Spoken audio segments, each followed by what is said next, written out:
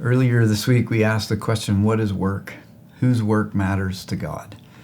Today, we're going to ask a different question, still about work. What's the relationship between my work and my worth?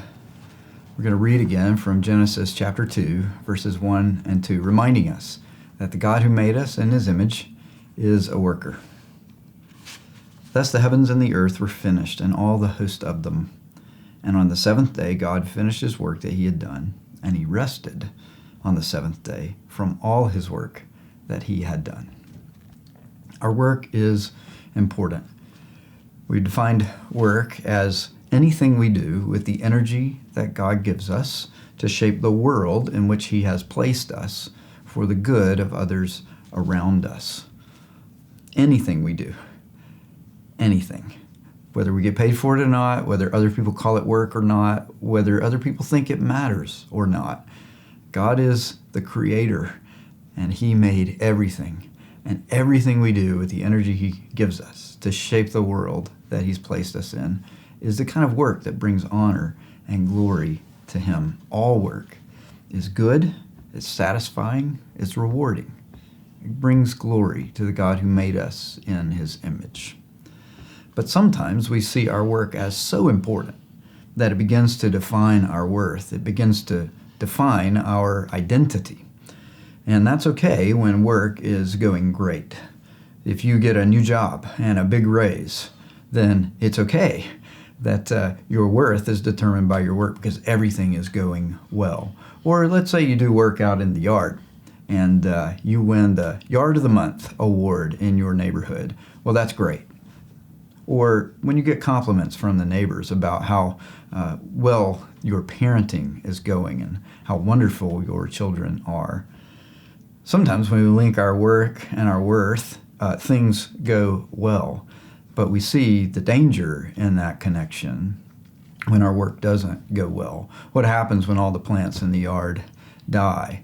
What happens when things aren't going so well with the kids at home? What happens when you lose that new job, or when that pay cut is taken? Well, then we begin to wonder if we are worth less. Our identity is shaken if we build it on the work that we do. When things aren't going well, this connection can really shatter us.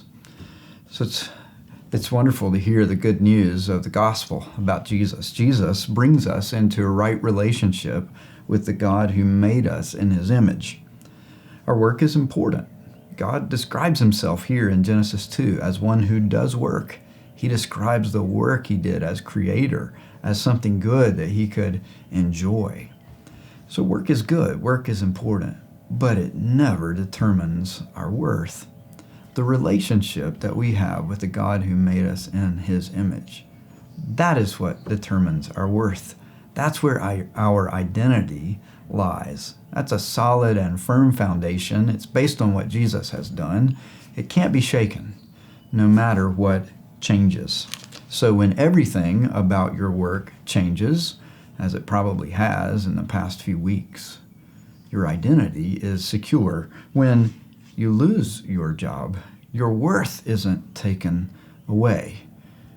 When you experience a pay cut, when the work that you do is not considered essential by other people, or when the work that you do isn't even considered work at all by many of your friends or family or peers. None of those things shake our identity, our sense of worth, when we recognize that work does not determine our worth. Jesus brings us into a right relationship with the God who made us in his image. That's a secure foundation. Nothing can shake it. So I want you today to hear that the work you do really is important. It matters to God, but it will never determine how much you are worth. That rests on a foundation that is far more secure. It rests on the work that Jesus has done. Let's give thanks for that. Lord Jesus, we give thanks to you that in a world where so many things are changing, in a world where many of us have experienced changes in our work, in our routines and rhythms over the past few weeks, And there are more changes ahead, some of which we cannot even imagine right now. Our worth, our identity, what matters most about us, will not be determined by those changing realities. We are secure because of what you have done for us, and we give thanks to you. Amen. Thanks again for letting me spend some time with you today.